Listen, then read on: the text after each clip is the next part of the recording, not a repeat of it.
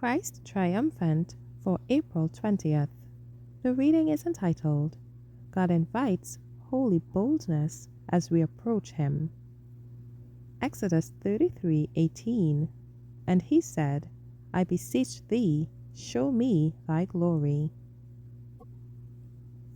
All who have reasonable positions must realize that they must first have power with God in order that they may have power with the people.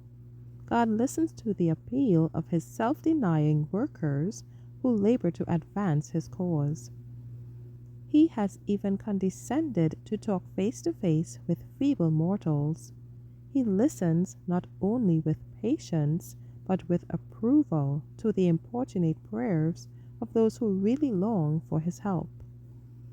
His servant Moses felt his insufficiency for the great work before him and pleaded with an earnestness that seemed almost presumption for the presence of God to be with him. But instead of receiving a reproof, the earnest pleader received the reply, My presence shall go with thee, and I will give thee rest, an assurance that all his burdens may be rested upon God.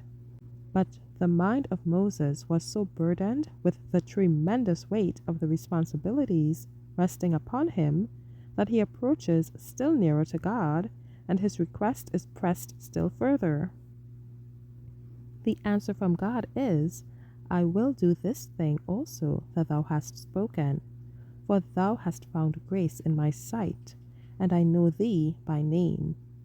Encouraged by his success, Moses ventures still further.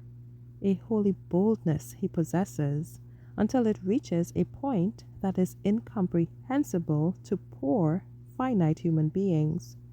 The servant of God has been, through prayer, approaching nearer and nearer to God, and now makes a request such as no mortal human had ever dared to make. I beseech thee, show me thy glory. Will God thrust aside his servant now for his apparent presumption? The third time the answer comes, I will make all my goodness pass before thee. Oh, what condescension on the part of God! That hand that made the worlds takes the mighty man of faith and puts him in a cleft of the rock, that he may show him his glory and make all his goodness to pass before him.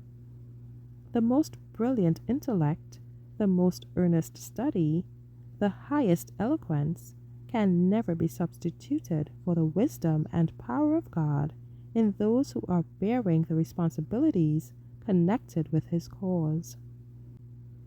God has made every provision for workers to have the help that he alone can give. If they allow their work to hurry, drive, and confuse, so that they will have no time for devotional thought or for prayer, they will make mistakes. If a standard is not lifted up by Jesus Christ against Satan, he will overcome those who are engaged in the important work for this time. Thank you for listening.